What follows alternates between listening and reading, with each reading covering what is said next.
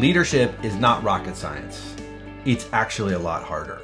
And I know that sounds weird because you think of a rocket scientist, like when I was growing up, teachers would say, oh, you're so smart. They talk to some kid in class, like, you're really smart. You're probably going to be a rocket scientist someday. And I always associated that if you work for NASA or if you can do all the math and all the science that's required, physics and all that stuff, I don't know, you can be a rocket scientist. And you just picture like people that are really, really smart are rocket scientists.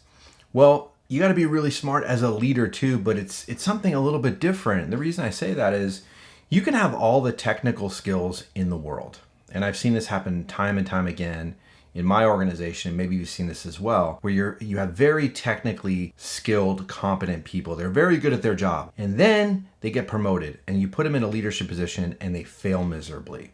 And the reason for that is simple in the sense that leadership skills, the skills necessary to be successful or effective as a leader, are different than the technical skills in order to do the basic job. So even though you have all those competencies and all those skills, it doesn't necessarily translate into being an effective leader.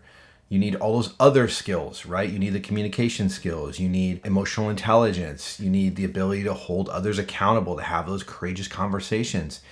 You need to be able to be a visionary. You need to be able to look at things from the wider perspective, look at things more globally. All those skills don't necessarily play into that line level technical competence, but they are really important when you start leading people. Which leads me to the second aspect of why leadership's so hard.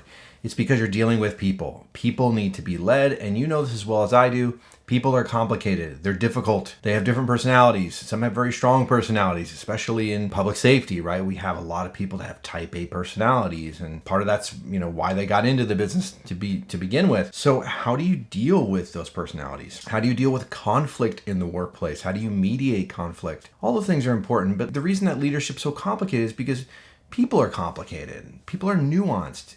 I can't give you a leadership playbook and say, here, just follow this playbook and everything will work out just fine.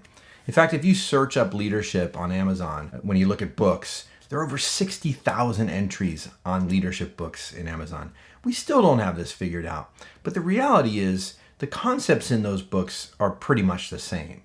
It's the application of those concepts in the real world setting when we're dealing with people that makes it super complicated. And the last piece is the one thing that's constant is change, right? Change is inevitable in all of our organizations. It's inevitable for you, inevitable for me, whether it's in your personal life, your professional life. We're going to deal with change. So as a leader, how do you manage that change? How do you deal with that change? How do you help your team manage that change? That can be very challenging because change is uncomfortable. It's uncomfortable for me. It's uncomfortable for you. People like being in their comfort zones. And so when the world changes around them, which we've seen obviously in public safety quite a bit in the last few years, that becomes uncomfortable. And so how do you help people manage that change? It always reminds me of a really nice quote about change. And change is difficult in the beginning, it's messy in the middle, and beautiful at the end. And that's so true, right? And we have to help our teams get to that point, help our people get to that point where, we work through that messy part and the tough part of starting and getting through the change,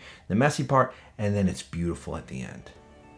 So leadership is not rocket science. It's actually a lot harder. Take care of yourself and take care of each other.